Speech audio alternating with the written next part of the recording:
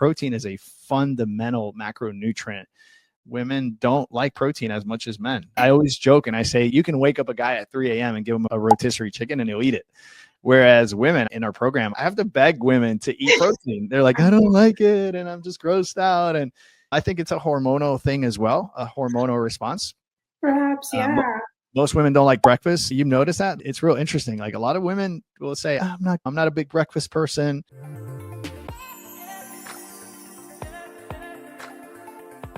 Hello, everyone. This is Dr. Lwanga on Empowered Wellness. I'm here with my friend and my personal nutrition coach, JT Tapias. For those of you who missed our first episode, Coach JT is the founder of the Empty Your Bucket Nutrition Plan. He's, as I mentioned, my personal nutrition coach. He teaches others how to live fit and live healthy in a way that's sustainable. I can definitely agree with that because everything he taught me has been sustainable. I lost 30 pounds. I gained a little bit back, but I managed to lose it again because JT taught me principles that are practical, that are sustainable, and that are easy to apply.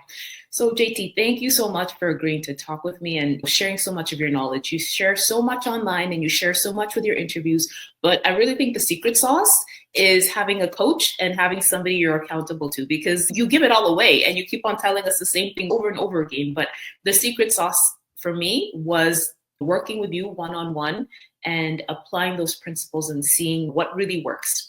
Today, we are going to talk a little bit about protein. But before I do that, I want to ask you a quick question. If you had to eat one meal for the rest of your life, what would it be? I've gotten this question before, and I think it's funny because the first thing that comes to mind is chicken. I love chicken. Nice. And how do you make it so it doesn't get boring? Because I agree. I love chicken, but sometimes I'm like, again? Exactly. Yeah. It really has a lot to do with the herbs that you use. I think most people think that dieting has to be bland and that you have to eat just dry food, and nothing can be further from the truth. I'm Colombian. We love food, right? We do life around food.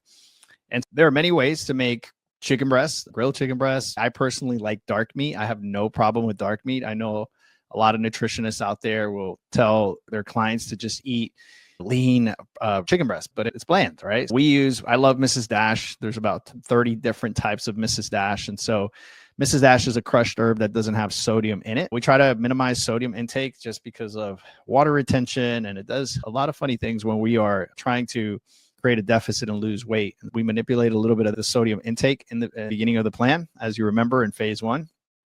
You can use the Mrs. Dash. There's another one called Farm Dust, which has the Farm Dust that has zero sodium. There's one that actually comes with sodium, but the zero sodium one gives it incredible flavor.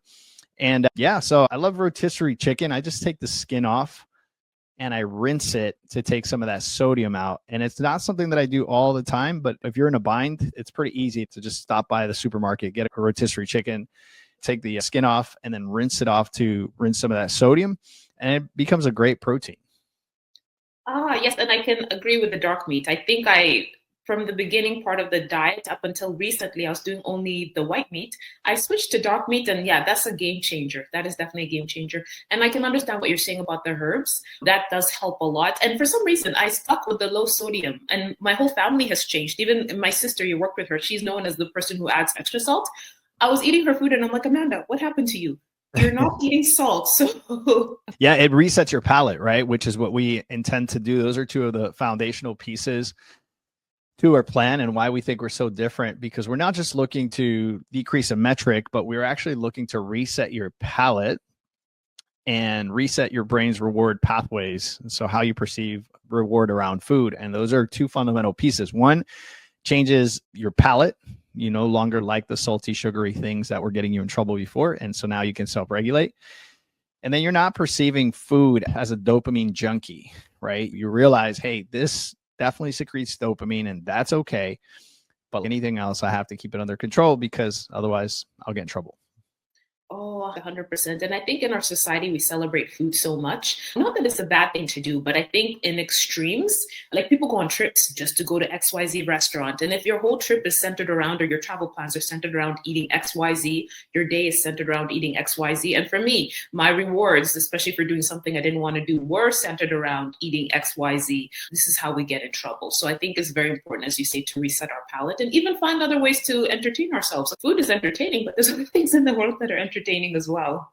Absolutely. I know people that plan entire trips, like you said, around food and what restaurants they're going to go to and what meals they're going to eat. And these are the foodies, and the apologetics there is food is amazing and you should enjoy it. And I agree, you should. But I always tell our members that the chip has radically changed when you're going to go on vacation and the first thing that goes in your bag is your sneakers and your gym clothes. Ooh, I like that. It's at that point that you're a different human being. Oh, you're making me think, because I'm going on a trip this weekend and I was actually thinking about what I was going to eat rather than my sneakers. I probably need to work a little bit more on my fitness. Did you put a baguette in your bag? No. At least I thought to myself, okay, I might not have access to everything I need in the airport. I'm going to take a few protein bars, not wonderful, and some nuts. So at least when I was doing my groceries, I'm like, let me make sure I have that and my protein powder. But one of my goals for this year, and I'm still working on it, I need to get more in shape. I've been that person who's just still walking, but I'm like, I want to get stronger this year. So yeah, sure. I need to find my runners and find my gym clothes. Absolutely. Yeah, so we wanted to talk about protein. So the first question I'm going to ask you is, why is protein so essential for health and fitness, for keeping us strong? Yeah, so protein produces a growth factor in the body, which is the reason why so many bodybuilders have made protein famous, right? When we work out, we're tearing muscle. That's the process of building muscle. And then the recovery process is where that muscle is built. So that recovery is optimized by protein intake. So protein is a building block. Our bodies are primarily made of protein. And so when we absorb protein, lean protein, it becomes very anabolic, right? And so there are two anabolic components that you can maximize the most. One is eating protein and the other one is lifting weights. And so those are two of the most anabolic things that you can do. Oh, that is so fascinating. I did not know that at all, but that is fascinating and that totally makes sense. So for individuals who are thinking, okay, yes, I want to increase my protein, what kind of sources of protein would you recommend? Is there any difference in between the protein, say, from eating beans or having a lean steak? Does it matter? Yeah, so radically different, right? And so we have vegan vegetarians that come on our program. And the one thing I have to preface is that, yes, you can get your protein intake through plant-based proteins, but they absorb at a lower rate than animal protein. So plant-based proteins absorb like at a 17% rate, whereas animal proteins 25+%. So that's the big differentiator. So yes, vegans and vegetarians can get their protein intake, but they have to eat a tremendous amount of plant protein in order to make that happen. And then oftentimes what happens with plant-based proteins is that they also have starches in them, such as beans, lentils, garbanzos, things of that nature. So it's tricky when vegans, vegetarians are looking for weight loss and also bringing their protein intake in. So I would say from an animal protein perspective, my favorites are chicken and turkey would be some of the more conventional forms of protein. I like turkey burgers. I like turkey bacon. I like I mentioned, regular dark meat chicken breast. I enjoy some of the non-conventional proteins, such as venison. I like venison. I always joke and I say, you only have venison in your freezer if you're a hunter, but you can get it at your local supermarket and it's really good. Duck has an incredible flavor to it and it's very protein dense, the same as rabbit. So rabbit has the most protein out of all proteins, right? But you can't just eat rabbit because there's this whole thing, I think it's called rabbit starvation. And the theory is that if you just ate rabbit, you would die of malnourishment because it only has strictly protein. And so anyway, big source of protein there, not the most conventional. I like fish. I like particularly salmon. I like whitefish.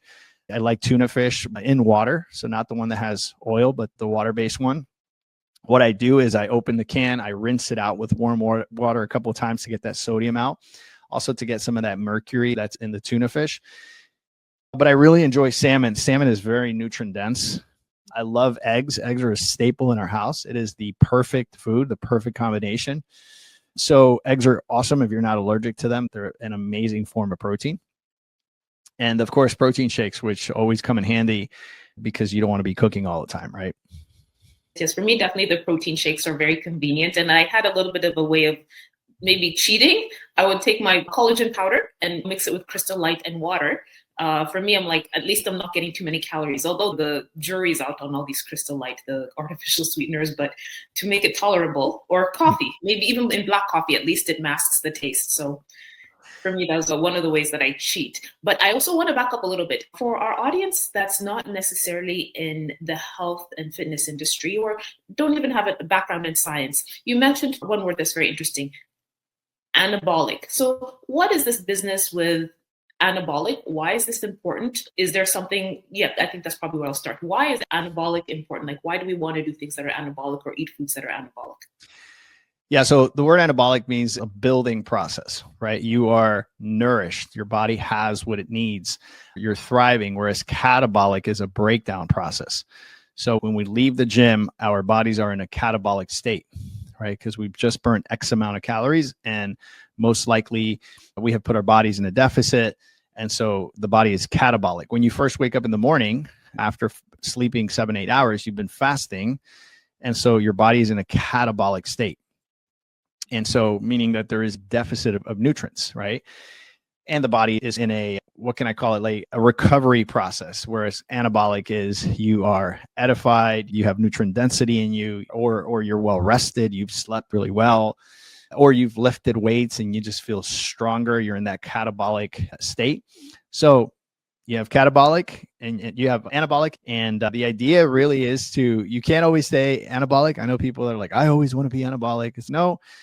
It's actually also good to be catabolic from time to time. Hence the reason fasting is such an incredible discipline, right? To be able to fast and go into those catabolic states are super important and be able to repair a lot of the cells that are maybe damaged or that sort of thing. And so those things are incredibly good also for your digestive system. Your digestive system gets to rest. 70-80% of our energy is consumed when we are digesting nutrients. And so being able to put your digestive system to rest is a great way to go about it, because what happens is that energy that generally goes to digestion goes towards healing other parts of your body if you have some kind of injury or something is going on in your immune system. And so it really helps to go catabolic and then also anabolic. That is so interesting. So I'm thinking about people who want to lose weight. They're thinking, okay, anabolic means build up. And they probably think, okay, catabolic means breaking down. Wouldn't they want to be theoretically in a catabolic state? I can see some of my patients saying, no, but I want to lose weight. I want, things to go down. So why is this balance important for somebody who's trying to, say, lose weight? Why would they want a balance of both? Yeah. So in order to lose weight, we have to create a deficit. We have to create a caloric deficit. There's no other way to lose weight, right? We talk about 3 dynamics. Calorie deficit, meaning that, you're burning more calories than you're bringing in. Calorie balance, meaning that you're bringing sufficient calories to sustain your current weight, and calorie surplus when you gain weight. So in order to lose weight, we have to be in a calorie deficit. Now, that is a catabolic state. But in that catabolic state, we can still bring in nutrient density. And so, for example, starchy carbohydrates, or what we call fast digesting carbs, calorically higher, right? So what we do is in phase 1, you notice that we take the high insulin yielding foods and we put them aside for a little bit. But at the same time, you're not feeling hungry. You experienced it. You didn't feel hungry because you were bringing in enough protein, enough fats, and fibrous carbs, right? Which don't peak a lot of your insulin when you eat. And that's what we're looking for, the insulin stability. So you can have insulin stability while producing a calorie deficit. So those things can go hand in hand. And you have to manage it. And that's why I think coaching is so important, because I think what often happens with people is they go into these catabolic states, they create a deficit, they feel hungry, they feel miserable. And the only thing they can think about is the first 3 letters of the word diet. Right? They feel like they're going to die. And it's just a horrible experience and no one wants to be there. And so this is why most people shun the idea of dieting. They're like, that's horrible. Who would ever do that? But when you do it right, you get the benefits and you don't suffer.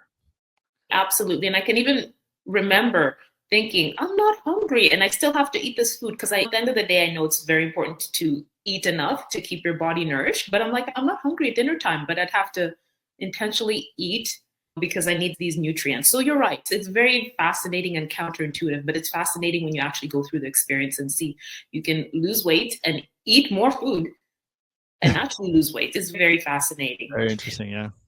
Yeah. Yeah. So now going to protein, people are thinking, okay, yeah, I'm in. I agree. I need to take more protein. How do they know how much protein they should take?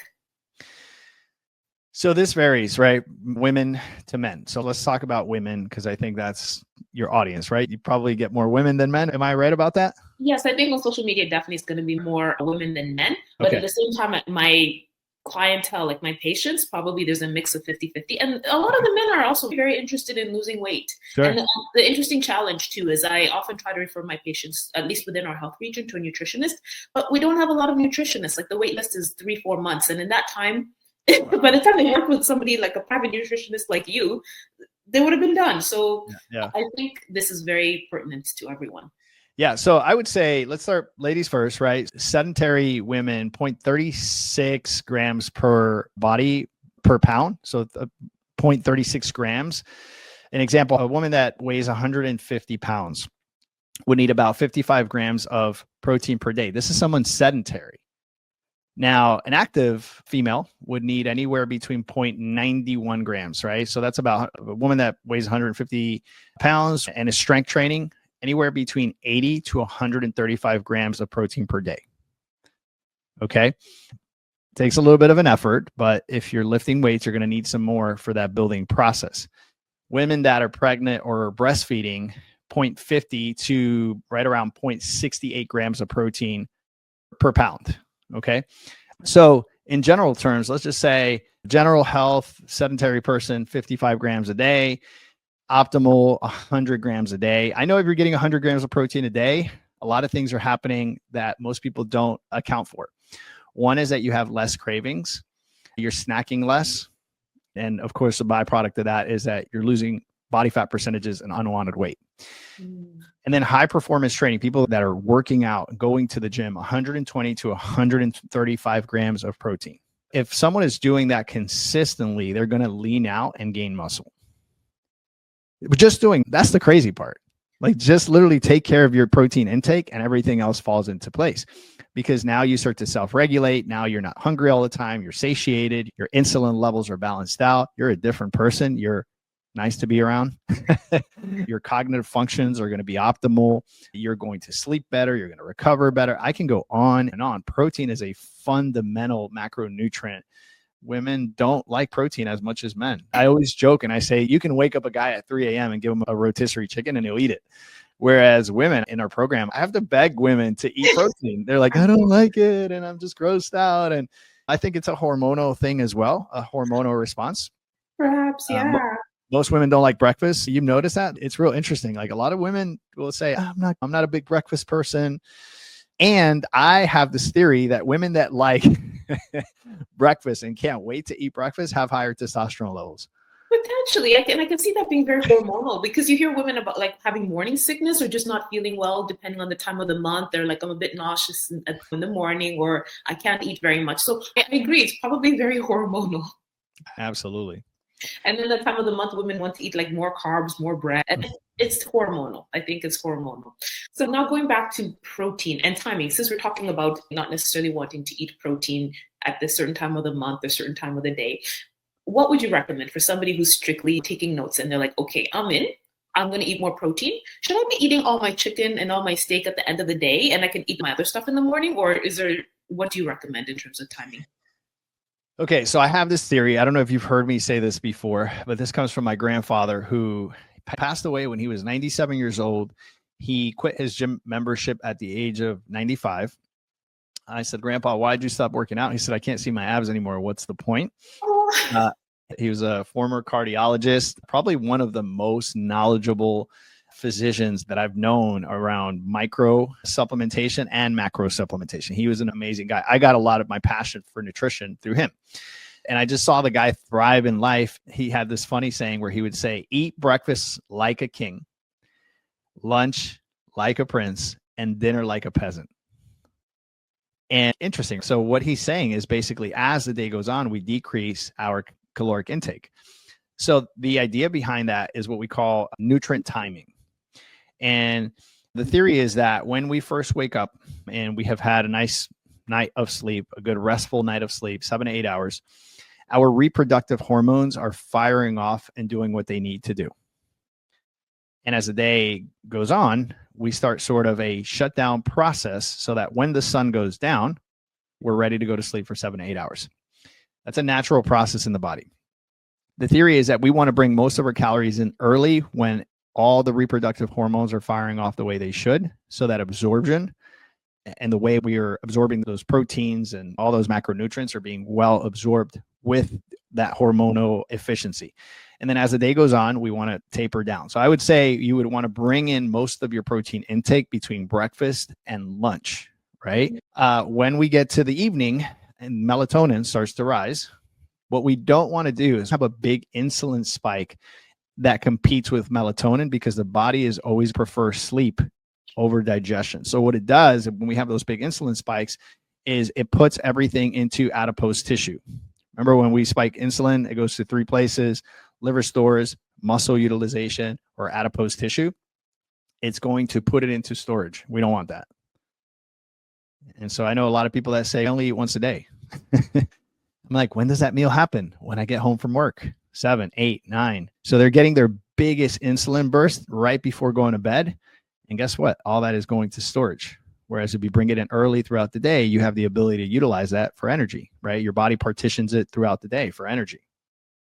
Yes, that totally makes sense. That totally makes sense. And I experienced that too, because I was one of those people who get up, you drink your coffee, eat your muffin, and then you pig out at the end of the day. But when I worked with you and we flipped the way I ate, eating more in the morning and eating more protein early on in the day, I was definitely fuller and I had better self-control. So I agree, that definitely works. And I'm going to throw you a curveball of a question. So I have several patients that are Muslim and they're fasting right now during Ramadan. So I think for them, they fast or they eat before sunup. So I think somebody was telling me they have to eat before 5 a.m.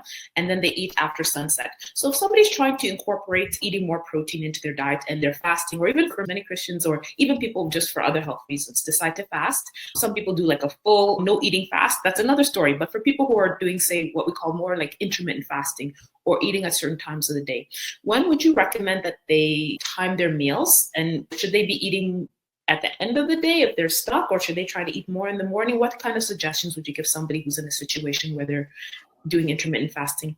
Yeah, so I've worked with Muslims during Ramadan. They basically have to eat before the sun comes up and after the sun goes down. So generally, it's about a 12-hour period. So anywhere between 12 to 14-hour period of fasting, which would be considered the typical protocol for intermittent fasting. I would suggest early in the morning bringing in proteins and fats, because that's going to maximize their energy versus spiking a bunch of insulin through carbohydrates, because carbohydrates make you super hungry. So it's going to make the fasting process a lot harder. So you bring in proteins and you bring fats. And when you're actually burning fats versus sugar, your body is going to be more resilient. You're going to be more satiated, and you're not going to suffer as much through that fast. Same thing when, that last meal should be something light, but maybe a broth, right? Like a chicken broth, making sure that they're bringing in plenty of protein and that they're bringing some form of fats. So I love Udu's oil. You remember my famous Udu's oil, omegas 3, 6, and 9. That's an amazing tool for fasting because it really helps you stay satiated, especially when you're intermittent fasting.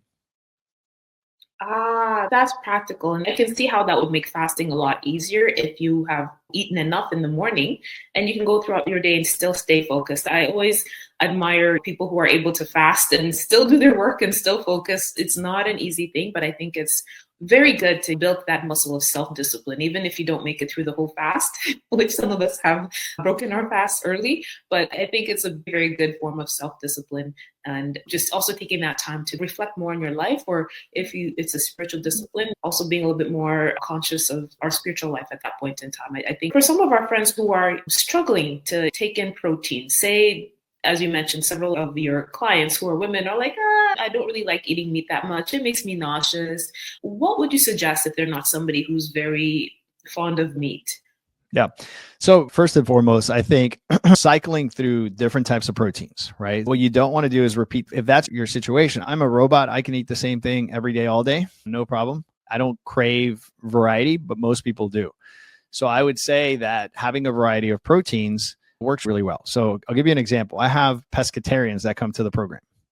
And so obviously someone that just eats fish for protein. So they'll say, hey, okay, how many meals do I have to have? So let's say that person has 4 meals. I'll say, okay, how about we start your first meal with a protein shake?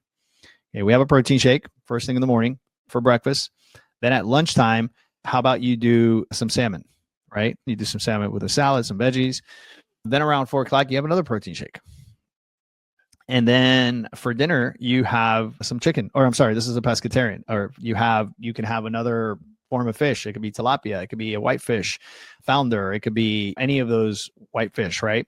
So what you're doing is you're just switching things up so that you're not feeling overwhelmed with eating chicken or the same fish all the time. So that's one thing. The other thing I would say is that one of the reasons people that are grossed out by protein are usually people that have high sugary diets, and their palate is just not accustomed to those flavors, to the texture of the protein.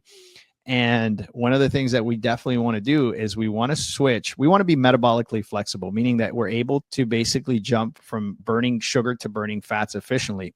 But we want to mostly bring in fats, because fats will help us, number one, lose weight. We'll have more energy. You'll get sick less just because it edifies your immune system. It's just a more reliable source of energy than sugar. So to that, I say it's a transition period. And once you switch over, then you really enjoy the protein, right? That's my favorite part of any meal is protein. If I have a meal without protein, it's like I basically feel like I didn't eat anything. So sitting there and having a salad alone, to me, that's eating air. And yeah, it definitely takes a little bit of getting used to it, but it is a process. Your taste buds have to change slowly but surely. And we do that by just adding a variety of proteins and also not spiking a ton of insulin all the time with high insulin yielding foods, because those become very addicting and it almost makes your palate only want sugary things.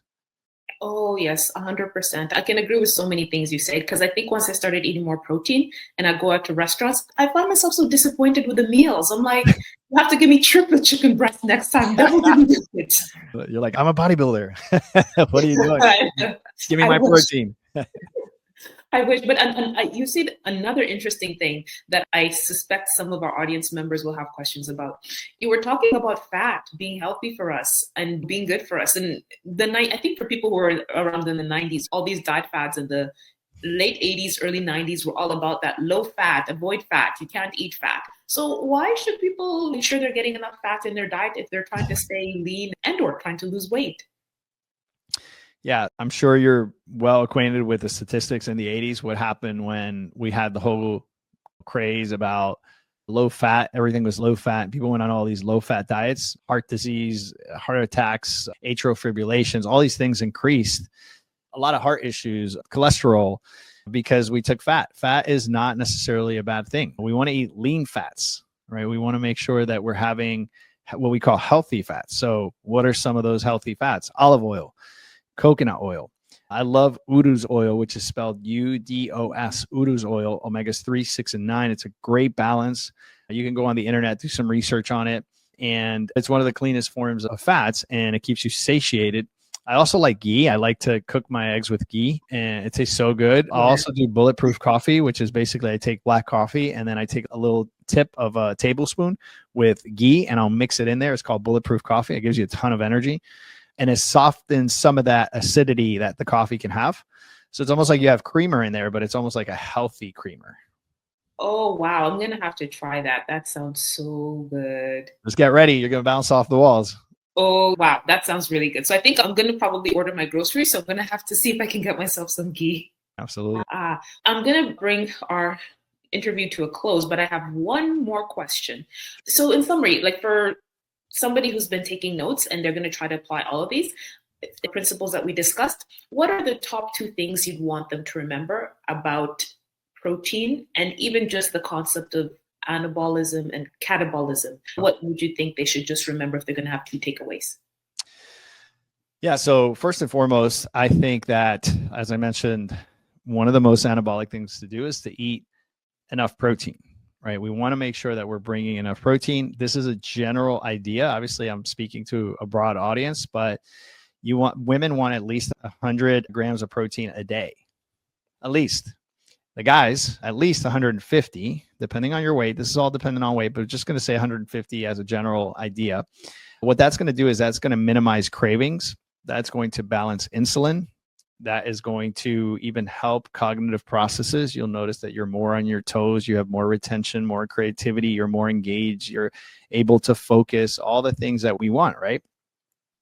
So protein is an amazing building block and something that would resolve so many issues, so many metabolic issues, if we could just stay to that intake. So that's one. Two, I think that from a catabolic standpoint, I think fasting is a great tool.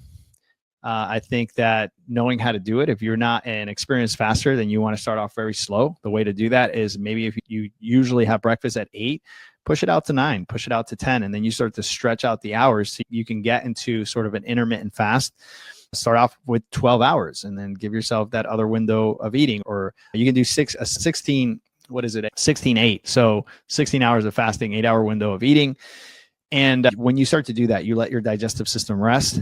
There's also something really cool, and we didn't get too much into the cognitive aspects, but being able to bring our dopamine set points, right, to stabilize those, because they're shooting off everywhere through our phones, the foods we eat. We're constantly looking for dopamine hits throughout the day. And so when we actually fast, what we do is we reset our dopamine set point.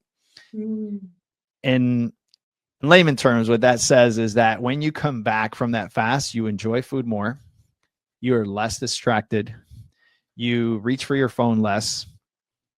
You eat less junk food. You start to regulate some of those things. So fasting does a lot of things for us. Hence the reason all 3 major religions, Judaism, Islam, and Christianity, this is the only thing that they agree upon is fasting. It's very powerful for the impulses of the flesh. In other words, controlling dopamine. And so I would say that from a catabolic perspective, fasting is super powerful when done correctly. Wow, that is fascinating. And I have too many more questions. And I also want to ask you about the behavioral aspects of what we eat and even just dieting. So I'm gonna have to have you back. But thank you so much for freely sharing all of your knowledge with us. Like, I'm always amazed at how much you share and how generous you are with your knowledge. So much for having me. All right.